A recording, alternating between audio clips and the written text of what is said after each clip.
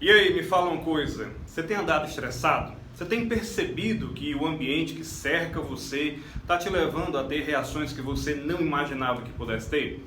Pois é exatamente sobre isso que eu vou falar nesse vídeo, mas primeiro eu quero que você entenda que o estresse, ele por si só já é uma pandemia. Segundo a Organização Mundial de Saúde, o estresse pode ser ocasionado por vários fatores, mas são fatores que estão à nossa volta, que levam a gente a uma excitação diferente do nosso sistema nervoso central e que pode sim levar a gente a ter diversos distúrbios, tanto fisiológicos quanto psicológicos. Mas logo após a vinheta eu vou te explicar exatamente como isso acontece no nosso corpo.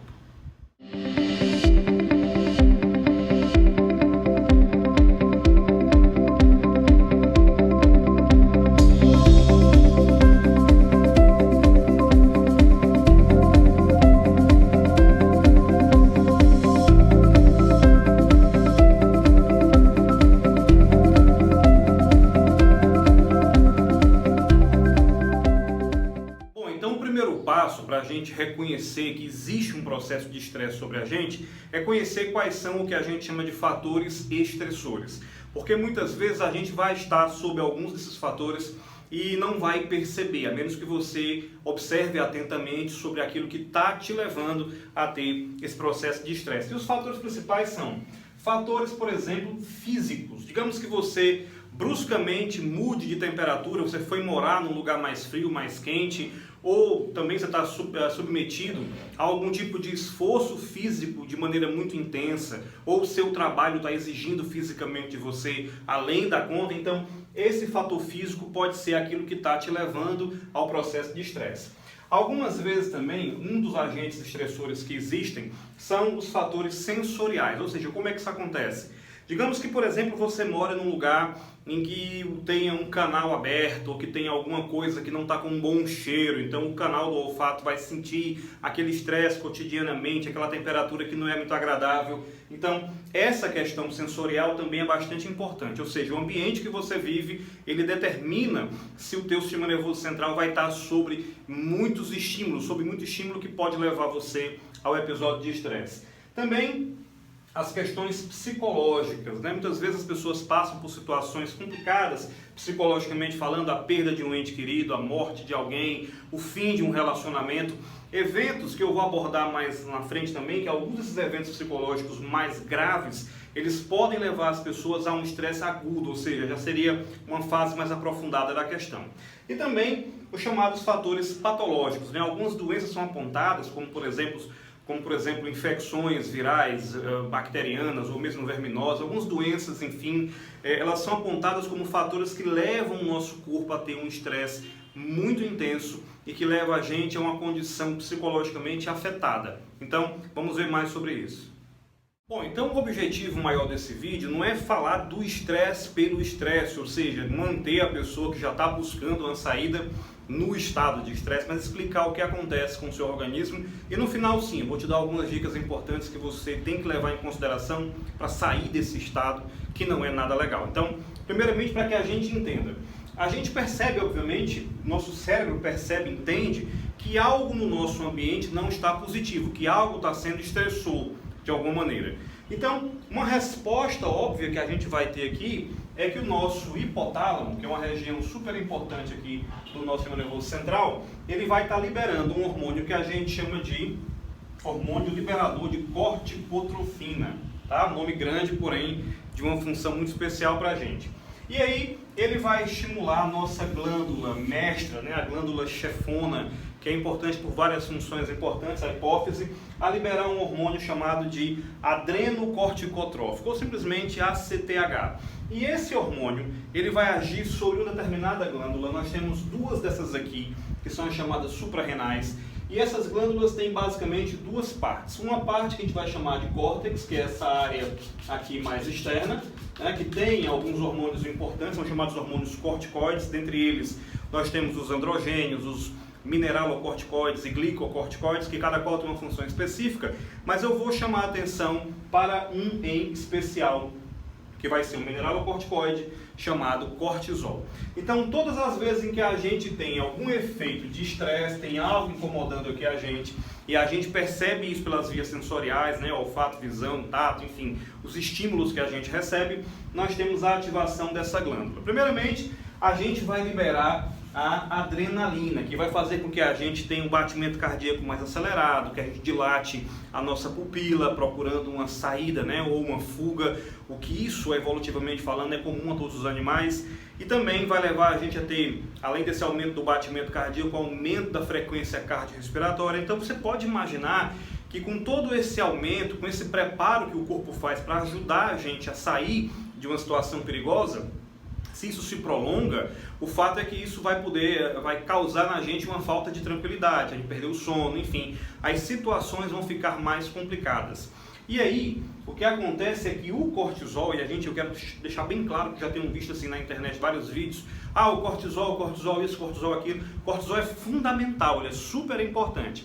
Entretanto, claro que o excesso dele na corrente sanguínea vai causar algumas situações que eu vou explicar na continuidade desse vídeo. Porém, ele é responsável pelo nosso equilíbrio corporal, o equilíbrio das funções corporais, e a gente chama isso aqui de homeostasia, também pelo chamado catabolismo proteico, ou seja, se você estiver precisando de energia, se o seu corpo estiver num estresse no qual a quantidade de energia está baixa, ele vai atuar no chamado catabolismo proteico, ele vai atacar a musculatura tirando proteínas e aminoácidos e levando isso aí para um metabolismo específico no fígado, tá? Nesse primeiro momento o vídeo tem vários pontos de linguagem técnica, mas teoricamente assim, eu não vejo outra maneira de explicar se não for bem de forma didática, para que você entenda o que acontece com o seu corpo. E outra coisa é que ele tem um efeito anti-inflamatório. Daí, né, esse efeito anti-inflamatório dele é uma faca de dois gumes, porque ele de fato tem efeito anti-inflamatório, porém diminui a nossa imunidade, ou seja, o cortisol em excesso ele acaba sendo imunossupressor. Por isso que uma pessoa estressada, ela está liberando muito cortisol na corrente sanguínea, ela automaticamente fica mais suscetível a algum tipo de doença, né? Inclusive esse cortisol, pelo fato de ser anti-inflamatório, ele é muito utilizado em medicamentos anti-inflamatórios, como por exemplo, você pode usar simplesmente um spray nasal, um Buzonide, por exemplo, para quem tem sinusite, e aí ele vai se encarregar de diminuir aquela inflamação. Porém, se a pessoa faz uso desses medicamentos ou por inalação ou comprimidos, enfim, a tendência é que essa pessoa tenha uma redução muito forte da imunidade a longo prazo. E eu quero abordar contigo agora, nessa nova parte do vídeo, os efeitos mais nocivos da questão do estresse. Bom, então vamos falar aqui agora sobre os efeitos, né, disso tudo no organismo, os efeitos do estresse no nosso organismo. Veja bem, preparei aqui uma listinha para que a gente possa avaliar e eu vou aqui explicando cada um desses pontos importantes para a gente. Então vamos embora. Primeiramente, a pressão sanguínea aumentada, né? Ou seja, esse excesso de cortisol, como ele é um mineralocorticoide, como ele vai reter sais na corrente sanguínea, então a tendência é que a pressão sanguínea também aumente. Então aquela pessoa que é estressada, que está estressada o tempo inteiro, essa pessoa ela vai tender a ter a pressão arterial elevada sim. Se já é uma pessoa que tem essa tendência por alguma outra razão, né, genética ou adquirida, essa pessoa já está em risco de se estressar por qualquer tipo de situação. Então, evitar estressar as pessoas que já têm a pressão elevada, tá?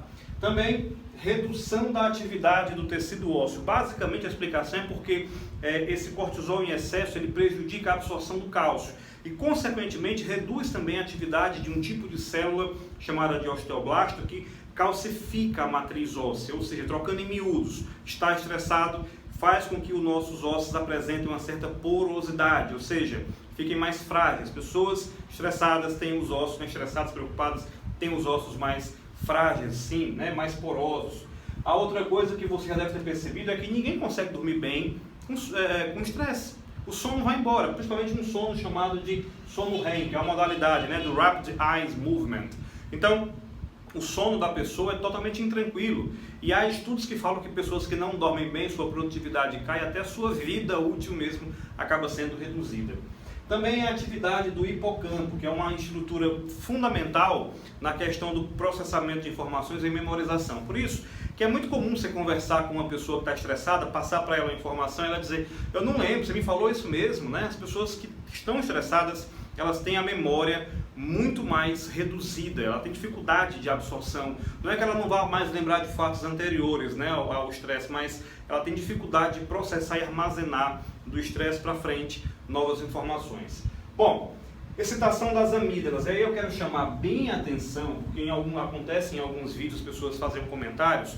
Eu não estou falando disso daqui. Aqui são as tonsilas, não são mais amígdalas, a gente chama mais essa parte de amígdala, tá? As amígdalas são estruturas emocionais cerebrais que fazem parte do nosso sistema límbico. Então, as reações emocionais que nós temos passam de alguma maneira por essas amígdalas. Então, vai acontecer que assim, a gente fica num estado de alerta. Então isso aí é uma coisa que já é desde o tempo em que a gente vivia nas savanas africanas, nas florestas, enfim, né? Desde que a humanidade é humanidade. Então a gente já fica alerta porque vai acontecer, já anda sobressaltado. Digamos que você more numa cidade muito violenta, que tem muitos assaltos, ou que você também anda estimulando demais a amígdala, vendo somente programas policiais, aqueles programas horrorosos que você espremer a televisão, desce sangue, tá? Evita isso também. Então, as amígdalas ficam em alerta. Então, qualquer coisa a gente fica tendo, como se fala no inglês, overreaction, né? Tendo reações grosseiras, reações abruptas em pessoas que a gente desconta até sem haver a mínima necessidade. E eu separei aqui o seguinte, problemas depressivos. Quer dizer que o estresse constante pode levar a pessoa à depressão? Sim, pode. Esse processo inteiro se dá porque a pessoa está em estado de estresse, o corpo está funcionando, o cérebro está funcionando numa espécie de tentativa desesperada de lutar ou fugir de alguma ameaça, que às vezes é psicológica, tá? E aí a gente acaba deixando de produzir aqueles transmissores naturais que mantêm os nossos níveis de felicidade. Então a pessoa acaba entrando em processos depressivos que podem até mesmo se agravar. E também há relatos, né, pessoas com estresse constante, ela tem como consequência a chamada síndrome de burnout, ou seja, a pessoa fica esgotada fisicamente, não consegue mais trabalhar, não consegue produzir, não consegue ter boas ideias. Por isso que é interessante que a pessoa dose o trabalho dela, que ela não se dedique demais ao trabalho a ponto de perder a sua saúde, a ponto de perder a sua vitalidade, porque em pouco tempo ela não vai ser mais produtiva para ninguém.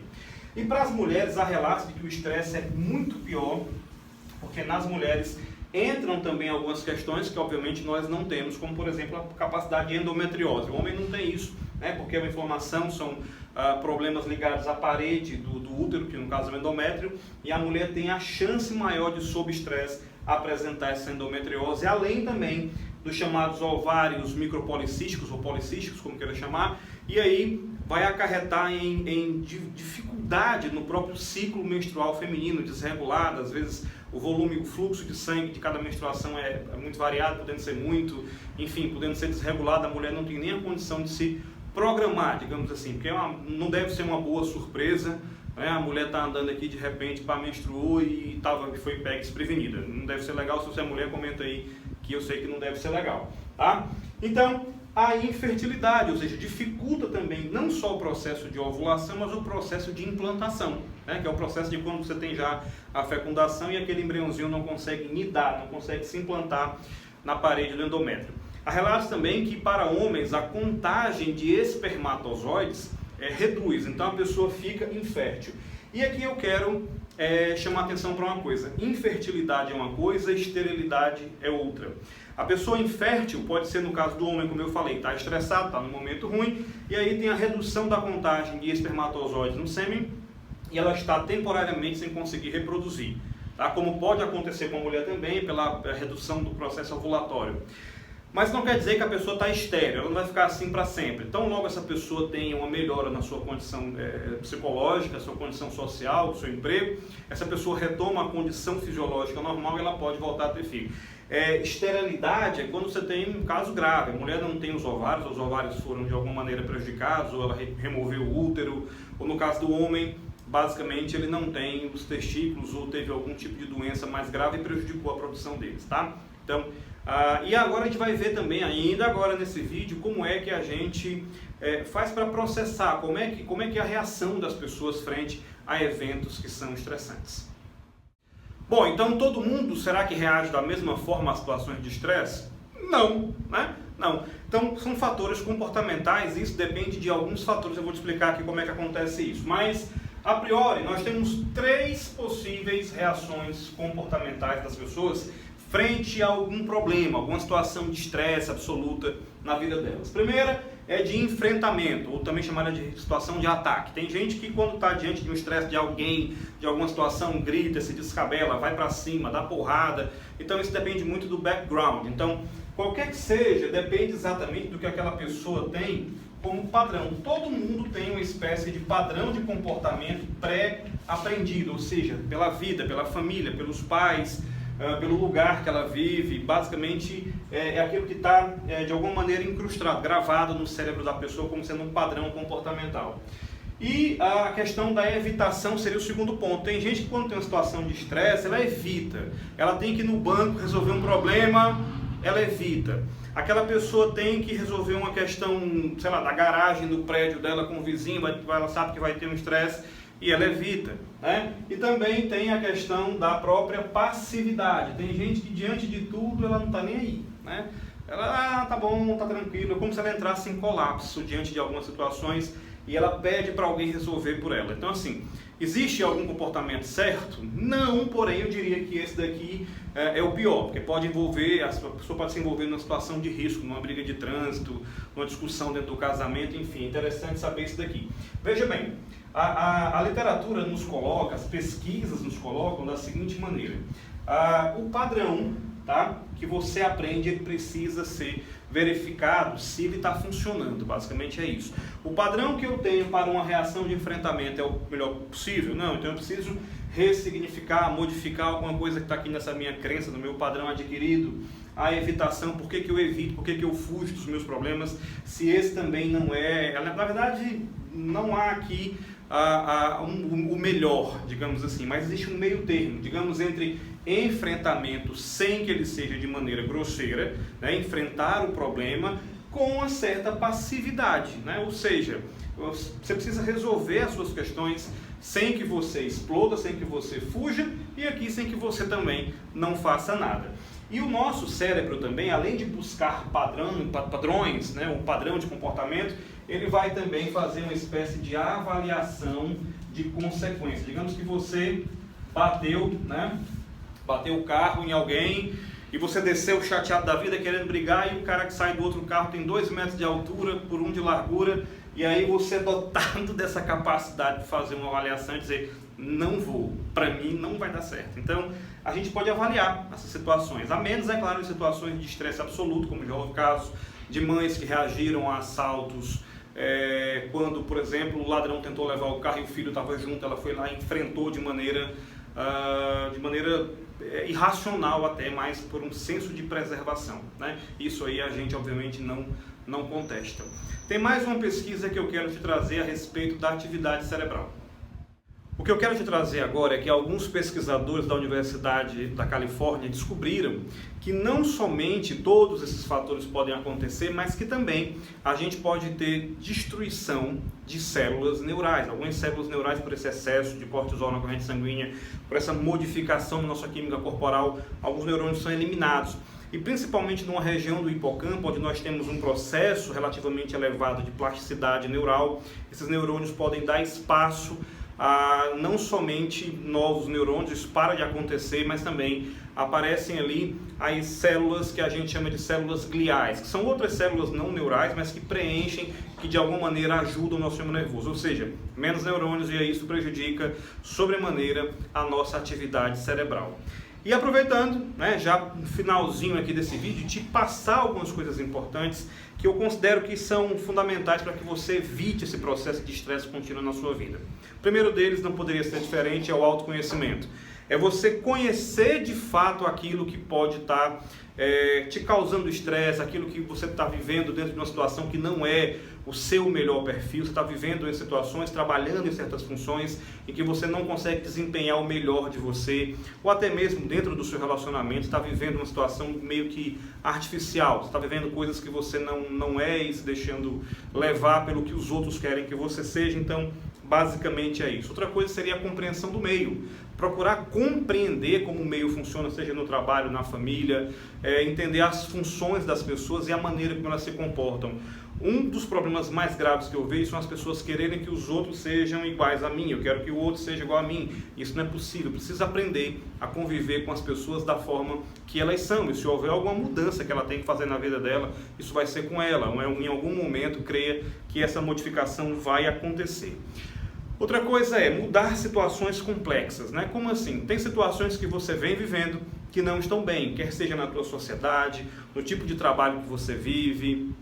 Quando eu falo sociedade, um meio, né? Mas também na sociedade de trabalho. Vai que você está trabalhando mais que o sócio também tem esse lado. Enfim, entender que essas relações complexas que você está vivendo, elas podem ser modificadas. Às vezes a pessoa é infeliz no lugar que ela está. Você pode se mudar de estado, de país, enfim, de bairro. E não conviver dentro do problema, não conviver dentro da fraqueza. Procurar mudanças que realmente significam a melhora na sua qualidade de vida. Por falar nisso, um quarto ponto importante seria você aprender a investir em lazer e em saúde. Ou seja, a gente precisa de um tempo de recuperação. Você trabalha a semana inteira e você precisa de um tempo de recuperação. Inclusive agora, nesse momento em que eu gravo esse vídeo, muitas pessoas estão trabalhando de casa, né? E teoricamente dá aquela impressão de que não estou saindo para a empresa, estou trabalhando menos, mas de repente está trabalhando mais, passando do seu horário, não curtindo com a família, não curtindo com os filhos, e aí você não tem aquela taxa, aquele período de recuperação dos teus transmissores, serotonina, dopamina, endorfina, que renovam a nossa mente, nosso cérebro para os próximos desafios que nós temos na vida. Então, buscar já como quinto fator importante, quinta dica, o equilíbrio no trabalho. A gente tem que fazer aquilo que nos faz bem, ou pelo menos fazer o nosso trabalho de uma maneira que não ofenda nem a nossa integridade, nem o nosso tempo, nem a nossa saúde, nem o nosso tempo com família. Tá bem? Então eu espero que você coloque isso em prática. E também quando eu falo de autoconhecimento, que foi o primeiro setor lá em cima, você pode buscar livros, palestras profissionais, fazer terapia, fazer coaching, fazer, enfim, o que você achar que deve fazer para que a sua vida seja melhor. Mas faça, porque tudo que você investe em você tem profundo retorno. Tem gente que só deixa para entender que a vida deveria ter sido melhor, que deveria ter feito alguma coisa quando ela está lá na frente, já no estado de depressão, ou no estado pior, em que você viu aqui, que pode ser prejudicado pelo simples fato de viver em estresse, tá bem? Então, se você gostou do vídeo, deixa teu like, se inscreve no canal, manda para quem precisa, manda para aqueles seus amigos estressados, e a gente se vê no próximo vídeo.